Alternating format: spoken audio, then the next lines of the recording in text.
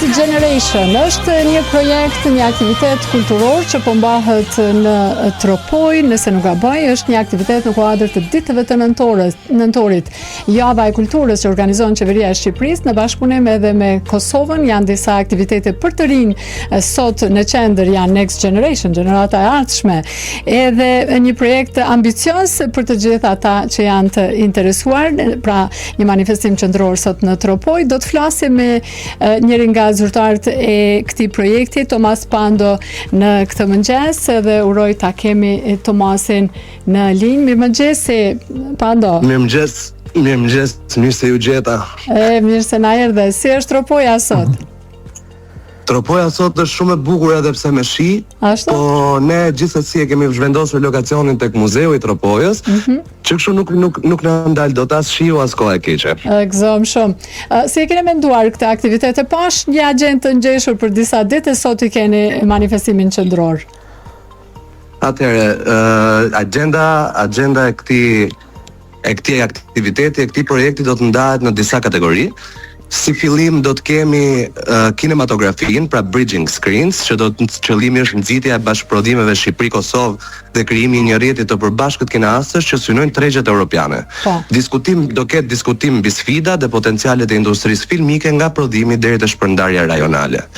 Më pas do të vazhdojmë me trashëgiminë kulturore, Roots and Roots. Qëllimi është që të rinjt si aktor kyç në mbrojtjen e dokumentimin dhe rivitalizimin e trashëgimisë kulturore. Fokusi i hubit do të jetë në praktikat e restaurimit, programet edukative dhe mënyrat se si trashëgimia gjeneron zhvillim lokal, turizëm dhe punësim. Më pas do të kemi artet bashkohore. Qëllimi i këtij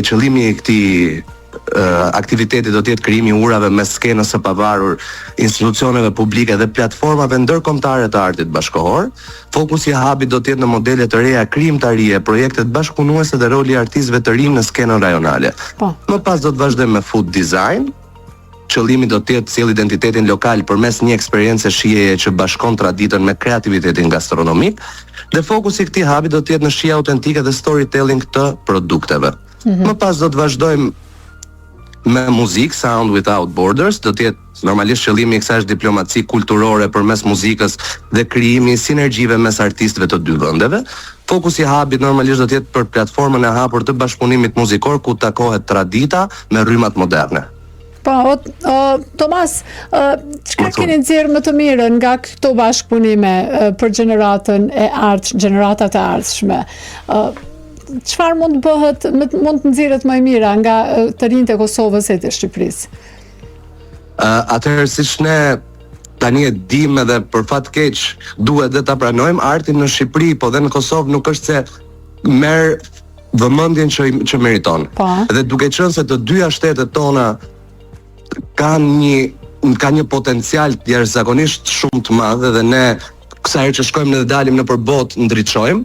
Dhe fiks ideja e këtij projekti është që këta artistë, qoftë shqiptarë të Shqipërisë apo shqiptarë të Kosovës, të kenë platformat e tyre dhe të jenë të mbështetur nga të gjitha institucionet përkatëse që të promovojnë artin e tyre.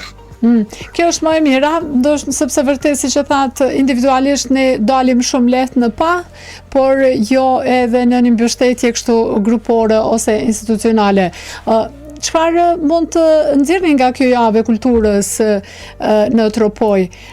Çfarë përgjigje do të mund të jepni institucioneve të përbashkëta që kemi?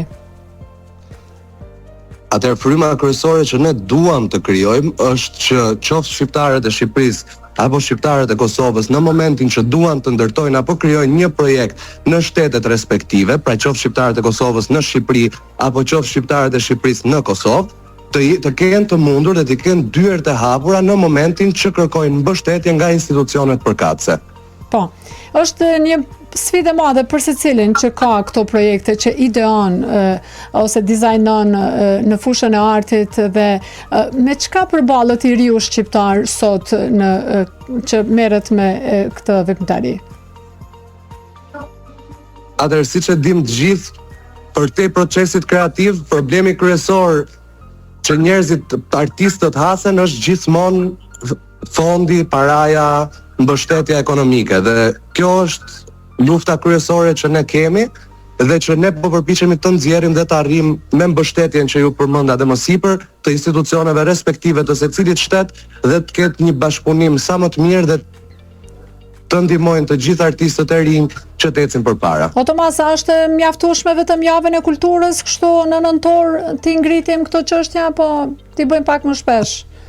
Nuk është, sigurisht që s'është e mjaftueshme, por duhet nisim nga diku. Dhe tani nisim nga këtu dhe pastaj vazhdojmë të hapim një herë rrugën, të hapim dyert, pastaj besoj që njerëzit do vazhdojnë të ecin përpara vet.